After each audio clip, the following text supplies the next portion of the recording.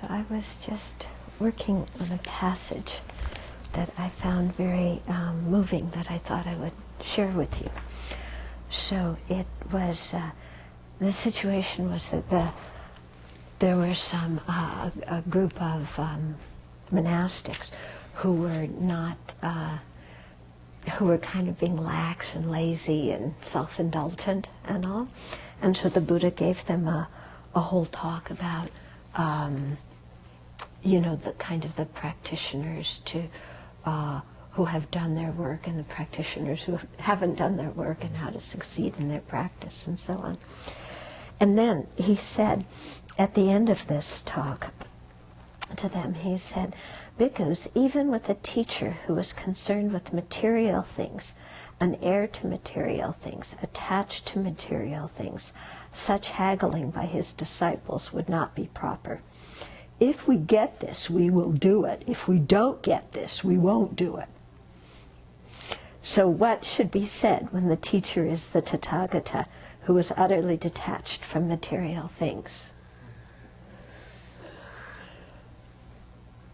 Do I need to explain that? I found it like, whoa, wake up.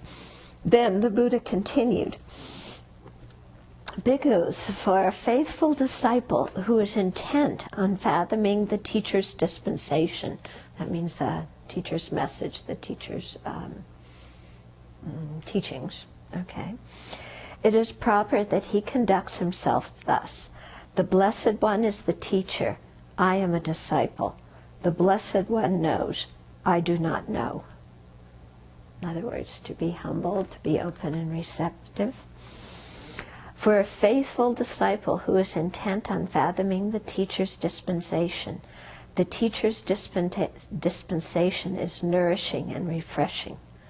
So somebody who really has a sincere motivation to understand the Dharma, when they hear the Dharma, sometimes it might be tough, but it's also nourishing and refreshing. Yeah, so the toughness is, and the shock to the system and to the ego is moderated by this feeling of being nourished and refreshed by the teachings. "For a faithful disciple who is intent on fathoming the teacher's dispensation, it is proper that he conduct himself thus. Willingly, let only my skin, sinews, and bones remain, and let my flesh and blood dry up on my body.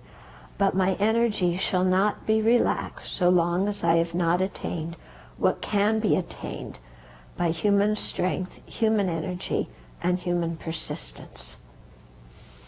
In other words, kind of this whole feeling that we find in the Sanskrit tradition also of, I'm willing to give my body for the Dharma. The Dharma is so important that I'm willing to give my body for it, and so may my energy not be relaxed until I've been able to gain some level of realization or complete the path or make as much progress as I possibly can.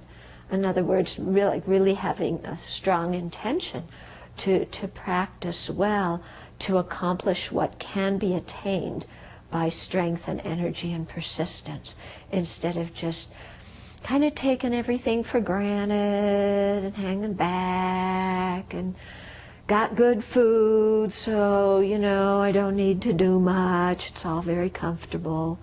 And so not wasting our time, not wasting our energy. Yeah, not going to the extreme of pushing ourselves, but not going to the extreme of just, nah. Okay. "For a faithful disciple who is intent on fathoming the teacher's dispensation," here the teacher means the Buddha, the teacher's dispensation, "one of two fruits may be expected, either final knowledge here and now, or if there's a trace of clinging left, non-return." So this is according to the Sravaka path, where you're aiming for liberation and the different stages you go through there. So we're aiming for full enlightenment. Buddha's speaking to people who are aiming for arhatship here.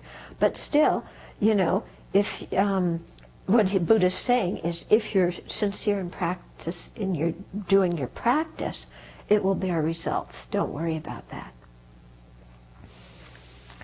So I found it very moving, and I thought to share with you.